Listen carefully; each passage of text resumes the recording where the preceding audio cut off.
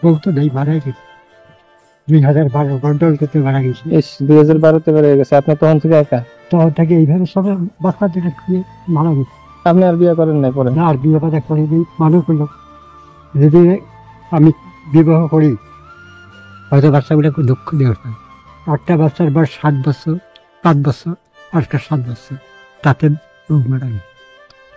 সেই থেকে এই যে এইভাবে নিজের কপাল তো নেই, পড়াশোনা টাউনে টাউনে কাম করছি, আবার তো হাজিরা মাজিরা করছি, এখন তার পরিবার পাই না, চোখের পাওয়ারও কমে গেছে।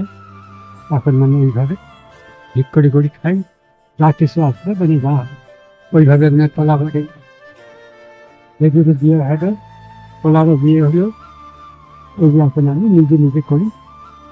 আল্লাহ দেয়, আমি খাটি খুঁটি নিজের পেটটা বাঁধে, ওই যে রেখে কিছু কিছু করে দেওয়া হয়, এলে উঠে দেয়। গরিব মানুষের ঘর পড়ছে, বেশি বেডিকে মানে কিছু দেওয়া নাই। আপনি পোলাপানের মুখ হিসেবে বিয়ে করলেন না জোয়ান বয়সে, এখন আপনার পোলা দেখে না নাকি?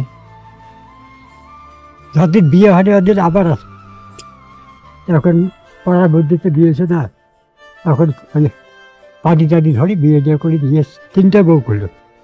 আগে 2টে তো গেছে, ফির একটা আছে, আমাকে কয় না এই খাও কি করি, ওই আমি কাম করি নিজে যা থই কোনখানে থই ও ট্রাম করে ভাঙি দিই আর পয়সা করি। ওই যে তোমার মাথা তুমি করি খাও, আমি বেড়েতে বসে 1টা চালাবে ফাল থেকে। আল্লাহ যে 2 দিন বাঁচিয়ে রাখে, 10 ভাই 10 বাপ ভাই আছে, ওর ঘরে খাটি খুঁটি ইয়েতে আল্লাহ মাং নেয় কি বল, এখানে মারণ উচিত।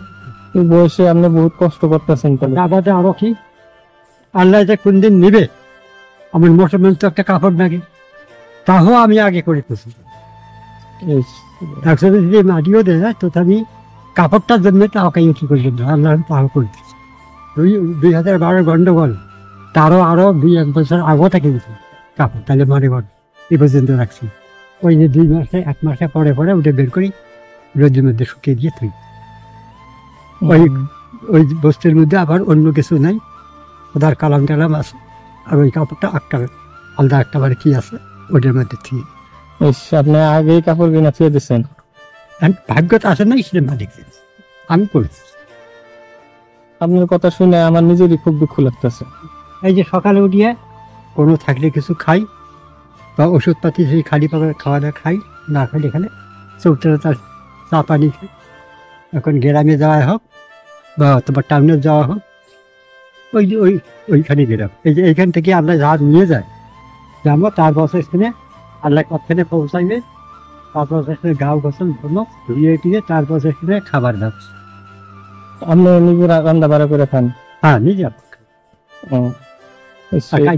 এত কষ্ট, তাতে মানে এটা চোখ অপারেশন করে যাচ্ছি, চোখ অপারেশন করাতে মানে পৃথিবীতে পাক করবেন না, চোখের ধুলে নিলে কি হবে, না পড়লেও হয় না, চোখের নজরটা আবার খারাপ লাগে, বুঝছেন?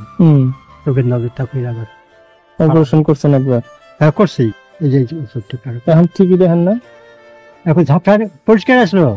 এখন ওই যে পাক করি খাই না, ওই আগুনটা না আসি চোখের মধ্যে নাকি কি করে ওগুলো চোখ থেকে আবার ফাটা হয়। এখন মনে করছে যা আর ফাল করবেন না, কখন বেন আল্লাহ নেই আর ফাল করে কি হবে। 51 সালের থেকে গন্ডগোল, চোখ ডাকে নাই। 1950 সাল থেকে গন্ডগোল। কয় বছর হলো? প্রায় 80 বছরের মতো, 70-80 বছরের মতো। 10 বছর আগে বয়স, ওই শেষ আবার হাতে তাহলে হিসাব করে কত বছর বয়স হবো।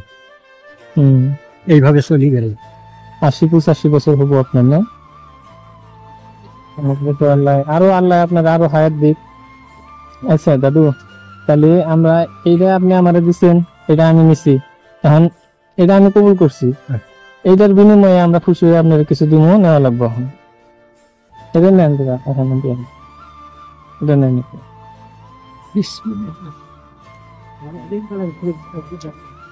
ঠিক আছে দাদা, যান তাহলে। হ্যাঁ, আমরা আল্লাহ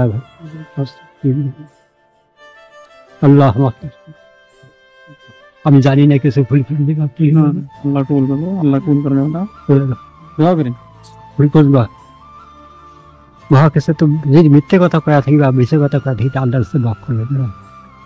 আমরা মাফ করার কিছুই না, আল্লাহ আপনার সমস্ত গুনাহ মাফ করে দিক, দোয়া করি আল্লাহর কাছে। আপনি সুস্থ থাকেন, ভালো থাকেন, যান। আমরা আপনার বাড়িতে খোঁজ খবর নিয়ে আমরা যাবো। হ্যাঁ, আল্লাহ যান।